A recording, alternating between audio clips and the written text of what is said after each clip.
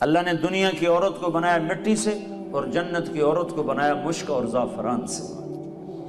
وہ سورج کو انگلی دکھائے تو سورج اس کے سامنے نظر نہیں آتا، وہ مردوں سے بات کرے تو مردے زندہ ہو جاتے ہیں، زندوں کو جھلک دکھائے ان کے کلیجے پھٹ جاتے ہیں، دوپٹہ ہوا میں لہرا دے ساری کائنات میں خوشبو پھیل جاتی ہے۔ لیکن ایمان والی مٹی والی عورت اگر تقوی اختیار کرے گی تو اس جنت کی حور سے 70,000 گنا زیادہ خوبصورت ہوگی۔ اللہ نے عورتوں کے حقوق رکھے ہیں، یہ ماں کی شکل میں ہو تو میرے نبی کا فرمان ہے کاش میری ماں زندہ ہوتی اور میں عشاء کی نماز کے مصلی پر ہوتا اور میں سورۃ فاتحہ شروع کر چکا ہوتا اور ادھر سے میری ماں مجھے کہتی بیٹا محمد، تو میں اس کی خاطر نماز توڑ دیتا اور میں کہتا جی اماں جان۔ ماں کا حق بتایا۔ اسلام نے تو عورت کو عزت بخشی، عورتوں کا مجمع ان کی نسبت سے تھوڑی بات کر رہا ہوں، اسلام نے تو عورت کو عزت بخشی، مغرب نے تو عزت نہیں بخشی، مغرب نے تو عورت کو پاؤں کا جوتا بنا دیا، ٹیشو پیپر بنا دیا ہے۔ اسلام نے عزت بخشی۔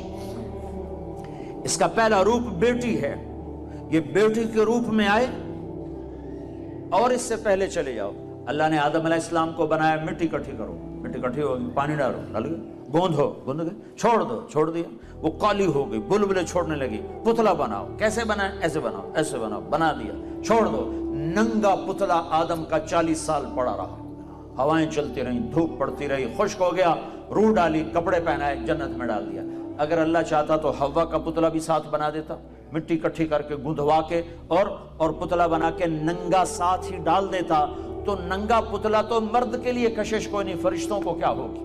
اور بے پردگی تھی کوئی نہیں کہ تھا ہی کوئی نہیں، بے پردگی کس سے تھی؟ تھا ہی کوئی نہیں، تو دونوں پتلے ساتھ ساتھ بنتے، آدم کا بھی حوا کا بھی، دونوں ننگے ہوتے، پھر دونوں میں روح ڈالتا، پھر دونوں کو کپڑے پہناتا، پھر دونوں کو جنت میں ڈالتا۔ نا نا نا نا، ایک تو انتظار کروایا، انتظار کروا کے چیز عطا فرمائی اللہ نے کہ بڑی چیز کو ایویں نہیں دیا جاتا، کچھ تھوڑا سا مشقت میں ڈال کے دیا جاتا ہے۔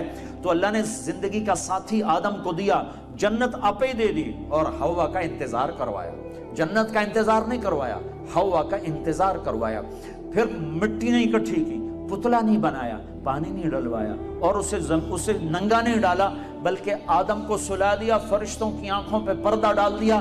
جب آدم علیہ السلام کی آنکھ کھلی ہے تو اپنے پہلو میں ایک عورت کو مکمل لباس میں پردے میں پایا ہے۔